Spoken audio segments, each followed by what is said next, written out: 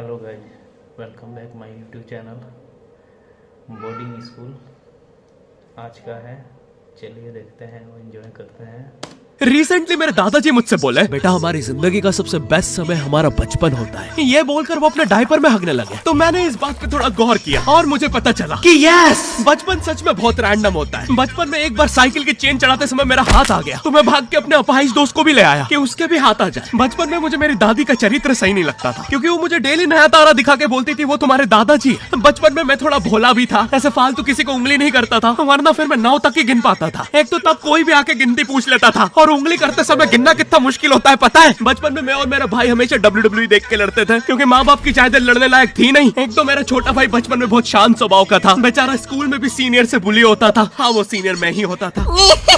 एक बार मुझसे बोलता, भैया डॉक्टर बनना मेरा सपना है। तो मैंने उसे नीट की बुक्स ला दी, तो अब वो उसका पूरा सपना बन गया। अब वो डॉक्टर गेम में भी बीमार ही बनता है, और बवासीर पीछे होती है। चिंटू, बुक्स नहीं पढ़ रहा है तू? एक बार बेचारा बिस्तर पे गिर के रोने लग गया, तो सब बोलने लग गए कुछ नहीं हुआ, चींटी मर गई, चींटी मर गई। मैं यहाँ सोच रहा हूँ फिर अभी तक हम चींटियों वाले बिस्तर पे क्यों सो रहे थे? हाँ, घर में सबकी पीठ पे ददोड़े हो रखे हैं। हाँ, ये नहीं गिरता तो हमें तो पता ही नहीं चलता बिस्तर पे चींटियां हैं। हम तो सोए जा रहे हैं चींटियों वाले बिस्तर पे। और स्कूल में जब भी ये छोटे भाई पैंट में हक देते हैं, तो बड़े भाई को क्यों बुलाया जाता है? पता है कितनी घनघोर बेइज्जती होती है पूरी क्लास के सामने, और बुलाते भी इतने सस्पेंस है, वो देख के बड़े भाई का हगना निकल जाता है। ऐसे 2 छोटे बच्चे स्लो मोशन में भाग के आ रहे हैं। हाँ, वो उनकी नॉर्मल स्पीड है। मैं देखता हूँ मेरे भाई को क्राइम सीन से 2 पियून पकड़ के ले जा रहे हैं। उसे ब्राउन रंगे हाथों पकड़ लिया गया। मेरे भाई ने मुझसे जाते जाते कहा, मुझे फंसाया जा रहा है। मुझे पता था इस लेंडे के पीछे की कहानी इतनी सिंपल नहीं हो सकती। कड़ी तहकीकात के बाद मुझे पता चला इस लेंडे के पीछे बड़े बड़े पॉलिटिशियंस, गैंग लीडर्स और माफिया इन्वॉल्व है। मेरा भाई सही कह रहा था, ये उसका लेंडा नहीं है। Hands up PT teacher! तो वो लेंडा तुम्हारा था।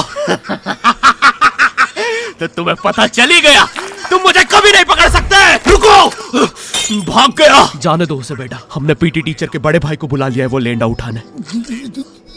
लेंडा आपकी नजदीकी सिनेमा घरों में पड़ा होगा तो देख के पैर रखना। ये चैनल पे जितने भी अजीब और गरीब चीजें तुम देखते हो, ये मैं और मेरे भाई की लाइफ में हमेशा होती रहती है, और इसलिए हमने ये चैनल नॉट योर टाइप बनाया था। मेरे भाई ने कहा तू बोल और मैं एनिमेशन करता हूँ, और लो बन गया नॉट योर टाइप। आपके नजर अरे अभी भी लेंडा लगा हुआ है। बचपन में बोले जाते थे कि तुम जितने दांत तकिए के नीचे रखोगे तुम्हें उतने ही रुपये मिलेंगे। तो मैंने दादी की 32 रख दी, तो मुझे 32 रुपए मिले। वो 32 7,000 की थी। जो पिटा हूं ना मैं घर पे, साली स्कैमर दांतों वाली परी चांदी का दांत ले जाके 1 रुपया देती है। दांतों से याद है, बचपन में सब सूखा बॉर्नविटा खाते हैं क्योंकि दांत दूध के होते हैं। ठीक है, ये वाला जोक हटा दूंगा। बचपन में मुझे चुड़ैलों से बहुत डर लगता था। एक बार मुझे चुड़ैल के पैर के निशान दिखे तो मैं उल्टा भागा, पर फिर मैं चुड़ैल के ही घर में आ गया। हाँ, मैं पट्टी में भूल गया था उसके पैर उल्टे होते हैं। तो फिर मैंने सोचा इसका पीछे से सर फोड़ देता हूँ। सर फोड़ने गया तो वो उसका मुंह निकला। फिर से भूल गया कि साली चुड़ैलों के बाल भी मुंह पे होते हैं। आदमी को पता चले तो चले कैसे। जब मैं छोटा था नींद में बिस्तर भी बहुत गीला करता था। मेरी मम्मी हमेशा गुस्सा करती थी कि सोने से पहले सुसु किया कर। अब उन्हें कैसे बताऊं, फिर गीले बिस्तर में मुझे नींद नहीं आती। बचपन में मुझे गुस्सा भी बहुत आता था, तो मेरी मम्मी ने मुझे एक रेड स्टोन की अंगूठी पहना दी, और सरप्राइजिंगली उससे मेरा गुस्सा इतनी जल्दी उतरने लग गया, क्योंकि अब मैं जब अंगूठी पहन के लोगों को पीटता था तो गुस्सा इतनी जल्दी शांत होता था। वैसे ये अंगूठी मुझे एक बाबा जी के आश्रम से मिली थी। जब मैं वो आश्रम में गया था, वहाँ एक बहुत ही हॉट सी बंदी मुझे देख के बार बार स्माइल करे जा रही थी। तो मैंने भी मौके पे चौका मारा और जल्दी से अपना नंबर पेपर पे लिख के उसकी तरफ फेंक दिया। वो बंदी ने भी बड़े प्यार से मेरा नंबर उठाया और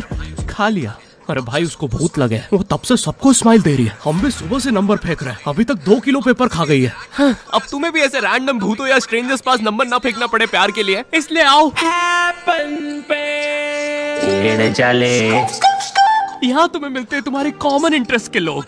मुझे बॉर्नविटा बहुत पसंद है। मुझे भी रोहित। आओ मन बुद्धि हैंडशेक करते हैं। हैपन पे मिलती है आपको उन लोगों की प्रोफाइल्स जिनके साथ आप पाथ क्रॉस करते हैं। यहाँ तुम अपने एरिया के लोगों की प्रोफाइल्स भी देख सकते हो। यही नहीं, जो लोग तुम्हारे फेवरेट स्पॉट पे जा चुके हैं, यहाँ तुम्हें उनकी प्रोफाइल्स भी मिलती है। तो अभी जाकर अपना नेक्स्ट क्रश स्पॉट करो अपने ही मन पसंदीदा स्पॉट पे। तो अभी जाके डाउनलोड करो, लिंक डिस्क्रिप्शन में। Thank you happen.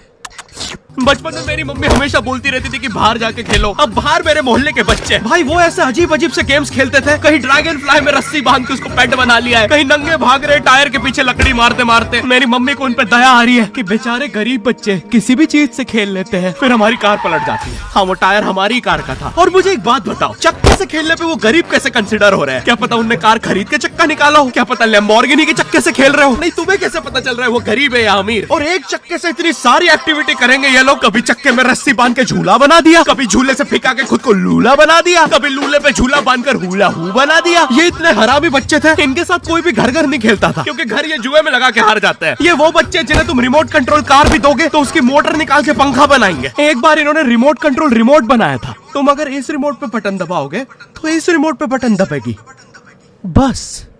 ये लोग मकर संक्रांति के दिन पतंग भी लूटते थे दुकानों से। पतंग से याद है, मैं बचपन में अपने दोस्त जनक के साथ बहुत पतंग उड़ाता था। जनक गुजराती था और गुजराती लोग तो बहुत बड़े पतंगबाज होते हैं। वो लोग गला काटने के बाद भी काहे पोछे चिल्लाते हैं। जनक मेरे घर पे इतना बड़ा गिर्रा लेके आता था पतंग उड़ाने। उसमें पता नहीं कितने 1000 किलोमीटर का मांझा लपटा होता था। हम दोनों का सपना था उस गिर्रे की पूरी ढील देना। एक बार तो गिर्रा खाली होने ही वाला था, पर वो पतंग तो घूम के हमारे पीछे से आ गई। हमने हमारी पतंग काट दी। तो इस बार हमने सोचा पतंग पूरी परपेंडिकुलर उड़ाएंगे, स्ट्रेट। हमने 2 घंटे ढील दी। वो मांझे में वेव सिग्नल आने लग गए प्राचीन भाषा में। हमें लगा हमने एलियंस ढूंढ लिया, बट फिर धीरे से वो सिग्नल क्लियर हुआ। हमें पता चला हमने कोई नासा का 100 मिलियन का टेलीस्कोप काट दिया। पतंग नीचे ले, टेलीस्कोप काट दिया।